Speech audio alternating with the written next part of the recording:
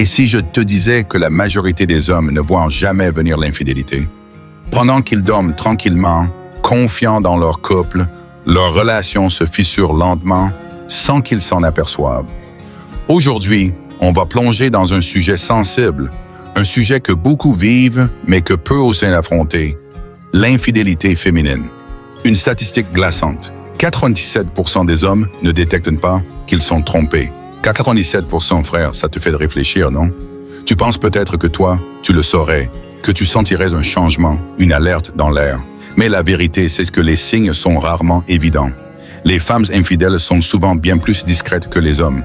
Elles n'avouent rien, ne laissent pas de traces flagrantes, utilisent des mots soigneusement choisis, des gestes maîtrisés, des excuses qui paraissent banales.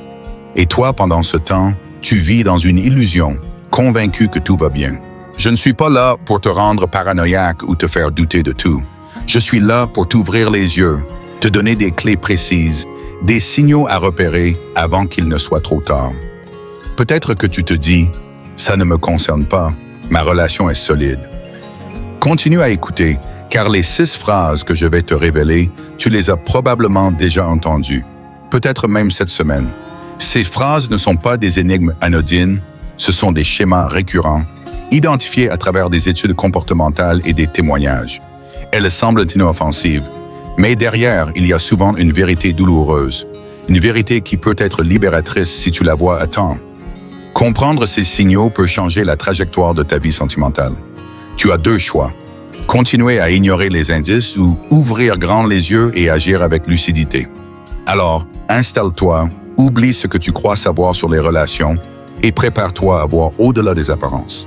La première phrase qui doit faire tilter ton radar, c'est « Tu sais, Paul me comprend vraiment bien ». Quand une femme commence à parler régulièrement d'un autre homme, ce n'est jamais un hasard. Ce n'est pas une simple anecdote qu'elle partage pour meubler la conversation, c'est une alerte subtile, presque silencieuse. Tu entends ce prénom revenir sans cesse. Paul au boulot, il est tellement à l'écoute. C'est fou comme Paul sait toujours me faire rire. Paul m'a donné un super conseil l'autre jour. Tu te dis que c'est innocent, qu'elle raconte juste sa journée. Détrompe-toi, frère. Une étude de Journal of Social and Personal Relationships 2020 montre que 70% des infidélités féminines commencent par une connexion émotionnelle, pas physique. Quand elle trouve chez un autre ce qu'elle ne ressent plus avec toi, écoute, attention, compréhension, le passage à l'acte devient presque une formalité. Prenons l'exemple de Mark, 35 ans, un commercial. Sa femme parlait souvent d'un collègue, Thomas, qu'elle décrivait comme super drôle et toujours là pour remonter le moral. Mark ne s'inquiétait pas. Il pensait qu'elle avait juste un bon pote au boulot, jusqu'au jour où il a découvert des messages qui montraient une complicité bien plus profonde. Ce qu'elle ne dit pas directement, c'est qu'elle tisse un lien ailleurs, un lien qui comble un vide. Et ce vide, frère, c'est ta responsabilité de le repérer. Pose-toi cette question. Est-ce toi qu'elle admire encore ou est-ce que cet autre homme qui prend peu à peu ta place? Ce n'est pas de la jalousie, c'est de la lucidité. Comment réagir? D'abord, observe sans paniquer. Note la fréquence de ses mentions. Si un nom revient trop souvent, avec un ton d'admiration ou d'enthousiasme, c'est un drapeau rouge. Ensuite, pose des questions neutres, sans l'accuser. Il a l'air sympa, ce Paul, tu travailles souvent avec lui? Regarde sa réaction. Si elle devient défensive ou évasive, c'est un signe. Troisièmement, reconnecte-toi à elle. Sois l'homme qui l'écoute, qui la fait vibrer, qui la surprend. Marc Aurèle disait, « Ne perds pas ton temps à conjecturer, agis avec intention. » Un homme stoïcien ne laisse pas un vide s'installer. Il le comble par sa présence, par sa force. Si elle parle d'un autre avec trop d'éclat, c'est peut-être qu'elle cherche ailleurs ce que tu as cessé de lui offrir. Si tu as déjà entendu une phrase comme celle-ci, ou si tu veux partager une expérience, laisse un commentaire avec le mot « Paul ». Mais ce n'est qu'un premier signal. Une autre phrase, plus sournoise, endort ta vigilance. Ne t'inquiète pas, je sors juste avec des amis. Cette phrase est un piège classique car elle semble tellement normale. Qui pourrait reprocher à sa femme de voir ses amis? Mais écoute bien, frère. Plus une excuse est banale, plus elle est efficace. Une étude de Psychology Today, 2022, montre que 60% des partenaires infidèles utilisent des justifications vagues comme sorties entre amis pour masquer des rencontres. Cette phrase est parfaite.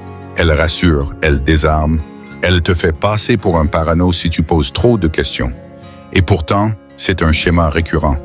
Tu remarques qu'elle sort plus souvent, qu'elle rentre plus tard, que ses explications sont floues. « Oh, c'était juste un verre avec les filles », dit-elle. Mais les détails changent d'une fois à l'autre. Elle devient évasive quand tu demandes qui était là, où ils sont allés. Si tu insistes, elle s'agace. Pourquoi tu fais toute une histoire? Ces incohérences ne sont pas des coïncidences, ce sont des patterns. Prenons l'exemple de Julien, 38 ans, un chef d'entreprise. Sa compagne sortait de plus en plus, toujours avec des amis. Il a fini par découvrir qu'un de ses amis était un homme avec qui elle échangeait des messages ambigus. Les sorties fréquentes, les réponses vagues, c'était sa façon de créer un espace pour cette relation parallèle. Comment repérer le danger? D'abord, fais attention aux changements d'habitude. Si elle sort subitement plus souvent, sans raison claire, note-le. Ensuite, observe son comportement après ses sorties. Est-elle distante, moins affectueuse? Regarde-t-elle son téléphone avec un sourire qu'elle ne t'explique pas? Troisièmement, pose des questions sans juger. Par exemple, ça avait l'air sympa, vous êtes allé où? Si elle esquive ou s'énerve, c'est un signal. Enfin, fais confiance à ton instinct. Épictète disait « Fie-toi à ce que ton esprit discerne, pas à ce qu'on te fait croire. » Un homme stoïcien reste attentif, sans tomber dans la méfiance aveugle. Une femme qui n'a rien à cacher ne répète pas « Ne t'inquiète pas à tout bout de champ ». Le mensonge, lui, a toujours besoin de se justifier. Si tu as entendu cette phrase trop souvent, ou si tu veux partager une expérience, laisse un commentaire avec le mot « ami ». Mais les sorties ne sont qu'un symptôme. Une autre phrase révèle un détachement plus profond. « J'ai besoin de plus d'espace ». Quand une femme te dit qu'elle veut du recul, ça peut sembler légitime. Après tout le monde a besoin d'un peu d'indépendance, non? Mais attention, frère, il y a une différence entre un besoin sain d'autonomie et une demande d'espace qui cache autre chose. Une étude de Journal of Marriage and Family 2021 montre que 55% des partenaires qui demandent une pause sans conflit apparent explorent déjà d'autres options émotionnelles ou physiques. Cette phrase, quand elle surgit sans explication claire, est souvent un prétexte pour s'éloigner sans culpabilité. Elle te dit « J'ai besoin de temps pour moi, je dois me recentrer ou je me sens étouffé ». Toi, tu veux être respectueux, tu ne veux pas passer pour le mec contrôlant.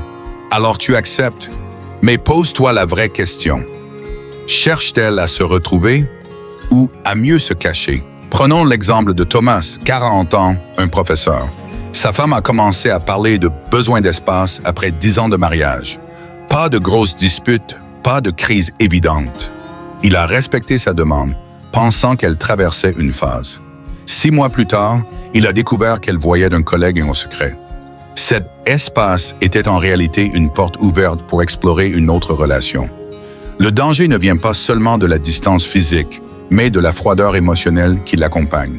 Elle te parle moins, te touche moins, t'écoute avec un regard absent. Elle est là, mais son esprit est ailleurs. Ce détachement n'est pas toujours un signe de quête personnelle. Parfois, c'est parce qu'elle a déjà trouvé quelqu'un d'autre. Comment réagir? D'abord, ne l'accorde pas automatiquement. Demande des précisions. Qu'est-ce qui te fait sentir étouffé? On peut en parler? Si elle reste vague, c'est un drapeau rouge. Ensuite, observe son comportement. Si elle devient secrète, téléphone verrouillé, sortie inexpliquée, sois vigilant. Troisièmement, renforce la connexion. Propose des moments à deux, montre-lui que tu es là, sans la presser. Sénèque disait « La vérité se révèle dans l'action, pas dans les mots ». Un homme stoïcien ne se contente pas d'accepter, il cherche à comprendre et à agir. Si cette demande d'espace t'a déjà alerté, ou si tu veux partager une expérience, laisse un commentaire avec le mot « espace ». Mais le détachement n'est qu'un début. Une autre phrase, plus manipulatrice, te fait douter de toi-même. « Pourquoi tu ne me fais pas confiance ?» Cette phrase est une arme redoutable, car elle retourne la situation contre toi. Quand une femme te demande pourquoi tu manques de confiance, ce n'est pas toujours une question sincère. Souvent, c'est une stratégie pour détourner l'attention de ses propres agissements. Une étude de Personality and Social Psychology Review 2022 montre que 50% des partenaires infidèles utilisent la culpabilisation pour éviter des soupçons. Elle sent que tu commences à douter, tu poses des questions, tu remarques des incohérences, et au lieu de te rassurer, elle te fait passer pour le problème. Tu observes un changement, elle est plus secrète, moins transparente. Tu lui demandes calmement « Pourquoi tu rentres si tard ?» ou « Avec qui tu parlais au téléphone ?» Et là, elle contre-attaque. « Pourquoi tu me surveilles? Tu crois que je te trompe? Tu vois le mal partout. » Cette phrase te frappe comme une accusation légitime. Elle sonne comme une blessure, comme si tu l'avais offensée. Mais en réalité, c'est souvent du gaslighting émotionnel. Elle te fait douter de ton instinct pour te désarmer. Prenons l'exemple de Lucas, 33 ans, un entrepreneur. Sa compagne s'énervait dès qu'il posait des questions sur ses soirées.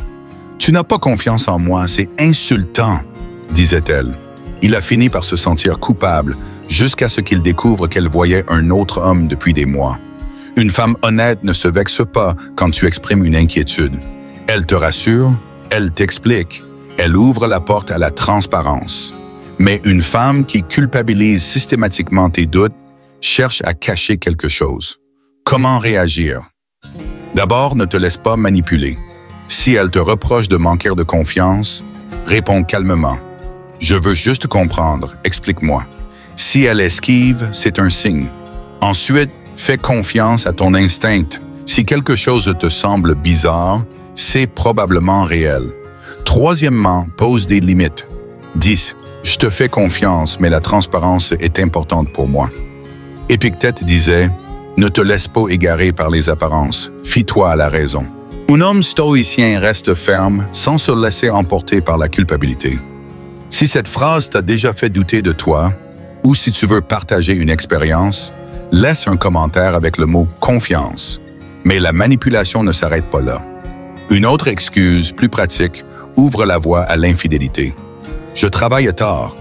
Cette phrase est un classique, un joker universel dans l'arsenal des excuses. Bien sûr, le travail peut exiger des heures supplémentaires, mais ce n'est pas ça qui doit t'alerter.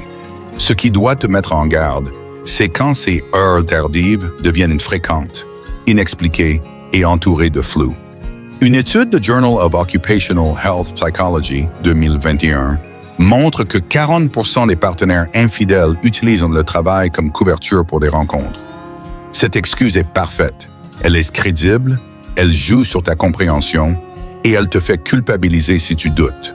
Tu remarques qu'elle rentre de plus en plus tard, que ses horaires deviennent irréguliers. Elle dit « J'ai une réunion qui traîne. Oh, on a un gros projet en ce moment. » Mais quand tu demandes des détails, ses réponses sont vagues, changeantes, ou elle s'agace. Prenons l'exemple de Pierre, 42 ans, un ingénieur. Sa femme, cadre dans une entreprise, a commencé à travailler tard plusieurs soirs par semaine. Les explications étaient toujours les mêmes. C'est la folie au boulot. Il a fini par découvrir qu'elle passait ses soirées avec un collègue. Le travail était une couverture, un espace d'opportunité pour une autre relation. Comment repérer le problème? D'abord, note les incohérences. Si elle n'a jamais fait d'heures sup auparavant et que ça devient régulier, sois attentif. Ensuite, observe son comportement. Est-elle injoignable pendant ces heures? Regarde-t-elle son téléphone en cachette? Troisièmement, pose des questions neutres. Ça doit être intense, ce projet. C'est quoi au juste? Si elle esquive ou devient défensive, c'est un signal. Enfin, propose de l'accompagner ou de la soutenir. Je peux passer te chercher après ta réunion? Sa réaction te dira beaucoup. Sénèque disait, « La vérité se cache dans les détails ». Un homme stoïcien reste vigilant, sans se laisser endormir par des excuses plausibles. Si cette excuse t'a déjà semblé suspecte, ou si tu veux partager une expérience, laisse un commentaire avec le mot « travail ». Mais la pire des phrases, celle qui scelle souvent la fin, arrive en dernier. Nous avons besoin de temps séparés. Cette phrase est le dernier clou dans le cercueil de ta relation. Elle sonne mature, réfléchie, presque thérapeutique. Mais derrière, il y a souvent un calcul froid. Une étude de Family Process 2022 montre que 70% des demandes de pause sans conflit majeur cachent une exploration d'autres relations. Cette phrase est une façon de s'éloigner sans assumer la rupture, de tester un autre chemin tout en te gardant comme plan B. Elle te dit « On devrait faire une pause. J'ai besoin de réfléchir à nous. » Ou « Un peu de temps séparé nous ferait du bien. » Toi, tu veux respecter sa volonté. Tu penses que c'est une démarche saine. Mais en réalité, elle crée un espace où elle peut explorer ailleurs sans mentir directement. Prenons l'exemple de Vincent, 37 ans, un consultant. Sa femme a demandé une pause après une période de distance émotionnelle. Il a accepté, pensant qu'il se retrouverait plus fort. 3 mois plus tard, elle a avoué avoir commencé une relation avec un autre homme pendant cette période. Cette pause n'était pas une quête de clarté, c'était une porte ouverte à l'infidélité. Le piège, c'est que cette phrase te place dans une position impossible. Si tu refuses, tu passes pour possessif. Si tu acceptes, tu lui donnes la liberté de t'échapper. Comment réagir? D'abord, ne dis pas oui tout de suite. Demande, pourquoi as-tu besoin de ça? Qu'est-ce qui ne va pas? Si elle reste vague, c'est un signe. Ensuite, observe son comportement pendant cette pause. Est-elle toujours en contact ou disparaît-elle complètement? Troisièmement, pose tes limites. Dis, je respecte ton besoin, mais je ne tolérerai pas le manque de transparence. Marc Aurèle disait, agis selon la justice, pas selon l'émotion. Un homme stoïcien ne se laisse pas manipuler par des mots bien choisis, il cherche la vérité. Si cette phrase t'a déjà mis en alerte, ou si tu veux partager une expérience, laisse un commentaire avec le mot « pause ». Mais il y a une dernière phrase tout aussi dangereuse qui te pousse à douter de ton instinct. Tu es trop possessif. Cette phrase est une arme subtile, car elle te fait remettre en question ton propre jugement. Quand elle te reproche d'être possessif, elle ne cherche pas toujours à exprimer une gêne sincère. Souvent, c'est une façon de minimiser tes inquiétudes et de justifier ses propres actions. Une étude de Journal of Interpersonal Violence 2021 montre que 45% des partenaires infidèles utilisent des accusations comme possessivité pour détourner les soupçons. Cette phrase joue sur ta peur de passer pour un homme contrôlant, te poussant à te taire. Tu remarques des comportements suspects, sorties inexpliquées, messages secrets, distance émotionnelle. Tu exprimes ton malaise et elle répond « Tu es trop possessif, tu me mets la pression » ou « Arrête de tout contrôler ». Soudain, c'est toi le problème, pas ses actions. Prenons l'exemple de François, 39 ans, un restaurateur. Sa compagne l'accusait de possessivité chaque fois qu'il questionnait ses soirées tardives. Il a fini par se taire, craignant de la perdre. Quelques mois plus tard, il a découvert qu'elle entretenait une relation avec un client régulier. Cette accusation était une diversion, une façon de le désarmer. Comment ne pas tomber dans le piège? D'abord, reconnais ton droit à poser des questions. Une relation saine repose sur la transparence, pas sur la culpabilisation. Ensuite, réponds calmement. Je ne veux pas te contrôler, je veux juste comprendre ce qui se passe. Si elle refuse de discuter, c'est un signe. Troisièmement, fais confiance à ton instinct. Si tu sens que quelque chose cloche, ne te laisse pas convaincre que c'est dans ta tête. Épictète disait, « La vérité est dans ce que tu vois, pas dans ce qu'on te persuade de croire. » Un homme stoïcien reste ancré sans se laisser manipuler par des reproches. Si cette accusation t'a déjà fait douter, ou si tu veux partager une expérience, laisse un commentaire avec le mot « possessif ». Frère, tu viens de découvrir 7 phrases qui ne sont pas de simples mots, mais des signaux d'alarme. Paul me comprend vraiment bien. Ne t'inquiète pas, je sors juste avec des amis. J'ai besoin de plus d'espace. Pourquoi tu ne me fais pas confiance? Je travaille tard. Nous avons besoin de temps séparés et tu es trop possessif. Ces phrases, anodines en surface, cachent souvent une vérité douloureuse. Elles sont des fissures dans ta relation, des indices que quelque chose se désagrège. Mais maintenant, tu as les clés pour les repérer, pour agir avant qu'il ne soit trop tard. Je ne te dis pas de devenir paranoïaque ou de surveiller chaque mot qu'elle prononce. Je te dis d'être lucide, d'écouter ton instinct, de rester un homme stoïcien qui observe, analyse et agit avec intention. Une relation saine repose sur la transparence, la connexion et le respect mutuel. Si ces éléments s'effacent, si ces phrases deviennent un refrain, il est temps de poser des questions, de poser des limites ou parfois de partir avec dignité.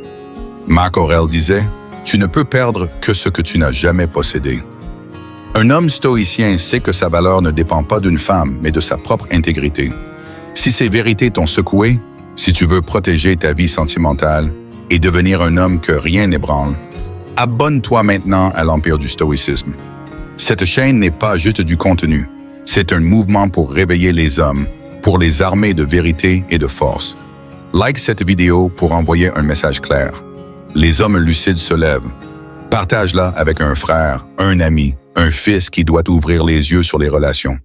Et toi, dis-moi en commentaire, quelle phrase, Paul, ami, espace, confiance, travail, pause, possessif, t'as déjà alerté? Écris stoïcisme pour montrer que tu choisis la lucidité, la discipline, la vérité. Si cette vidéo atteint 1000 likes et 1000 commentaires, je sortirai une suite encore plus puissante, avec des stratégies pour renforcer ta relation et éviter les pièges. Je lirai chaque mot et je te répondrai. On se retrouve bientôt, frère. Deviens l'homme que rien ne surprend, un empire inébranlable.